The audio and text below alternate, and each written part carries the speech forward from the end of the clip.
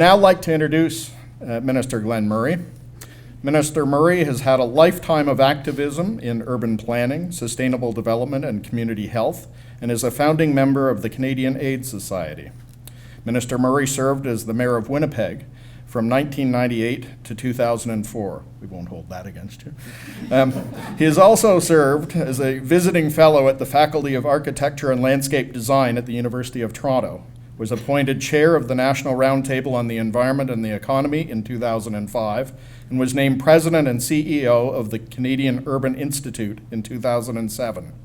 Minister Murray was first elected to the Ontario Legislature in 2010 and currently serves as Ontario's Minister of the Environment and Climate Change. Please join me in welcoming Minister Murray.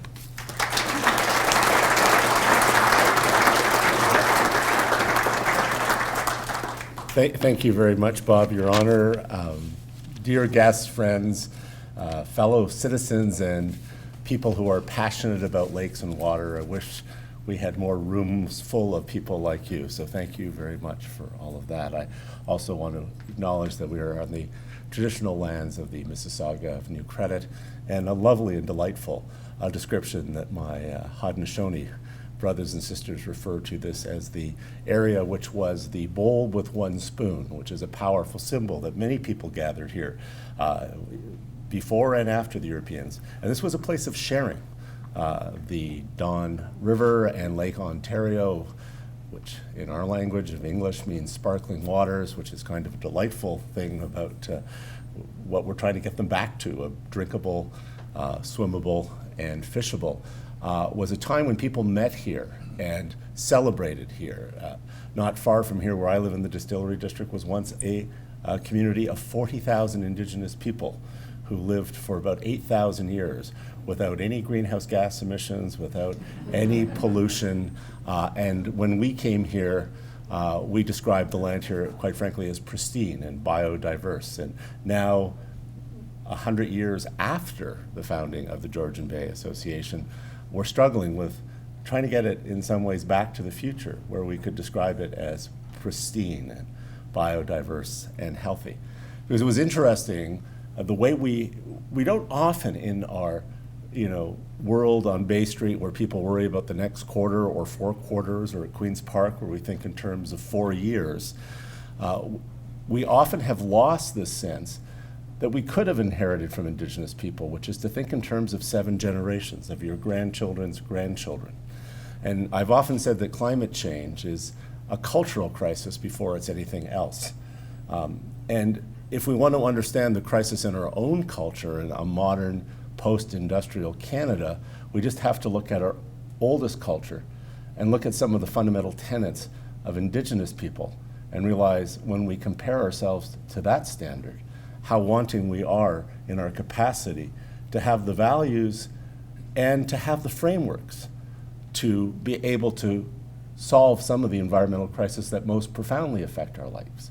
So let's take the first one, which is, can we start planning for our grandchildren's grandchildren? I think that is a sensible thing to do. Can you imagine politicians and stockbrokers doing that? Could we start to see water as sacred?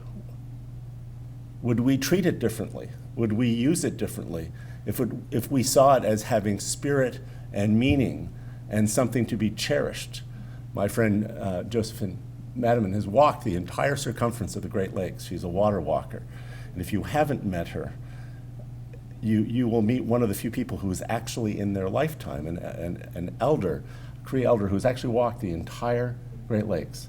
And if you don't think it's sacred, spend some time sitting beside one of those lakes with her, and I will tell you it's a life-changing experience, and it will give you a perspective on life in a way that many of us don't take the time to do. And the other thing is that when Indigenous people talk about their relations, they're talking about the rocks and the trees and the fish, and they see themselves in the middle of an ecosystem, dependent on all those other life forms. All of that word, the awe-inspiring beauty of nature, which draws so many of you through traffic jams and hours of frustration and heated vehicles to just to renew and replenish yourself. Certainly understand how sacred nature is and how You know, those of us who walk from one concrete tower to another, from our homes to our jobs, get excited when we see a squirrel have a bit of a deficit in our lives.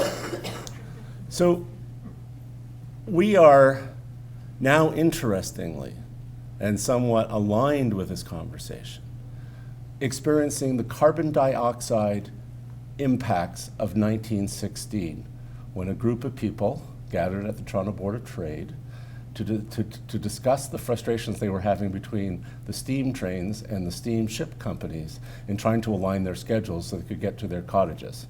And could maybe they build roads and have other solutions? And so what was interesting, if we think about cottage life before 1916, you were pretty much close to a net zero community, if you want to think about it that way, once you got there. In the 100 years since, we have accumulated so much carbon dioxide in the atmosphere that between now and 2116, we are facing a crisis where our province, at the very least, will be 4 degrees Celsius warmer in the south and 8 degrees Celsius warmer in the north. And the ice roads, which only about 6 years ago, lasted for about 77 days, are now down to 22 to 25 days.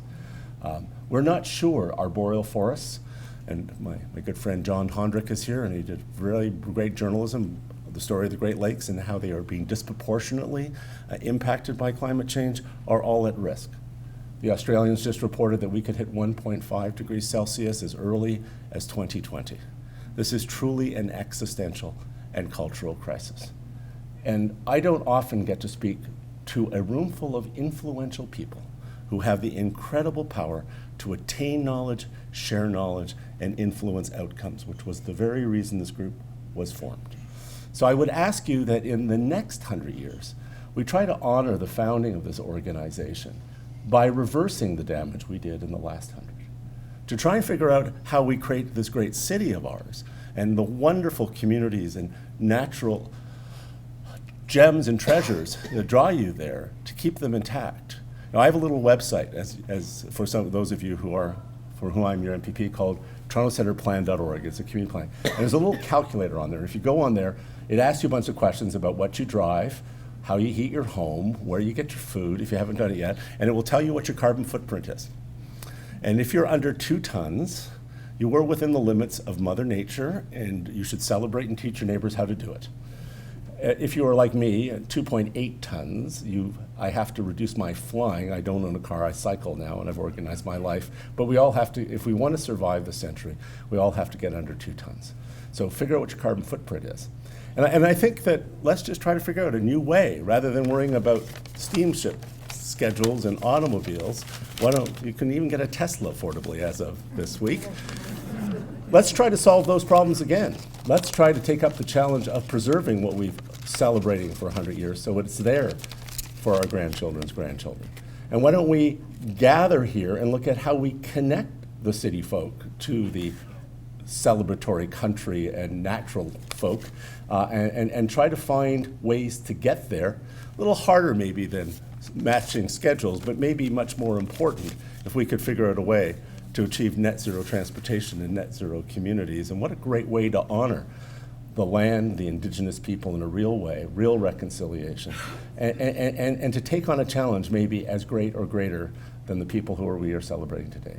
I want to thank you very much. There is no greater gift than volunteers and people who see themselves as citizens before they see themselves as voters and taxpayers and consumers, and you certainly see yourself as citizens, because it is your citizenship that is the foundation of our civility and the protection of our democracy. Thank you very much. God bless and keep you safe. Thank you.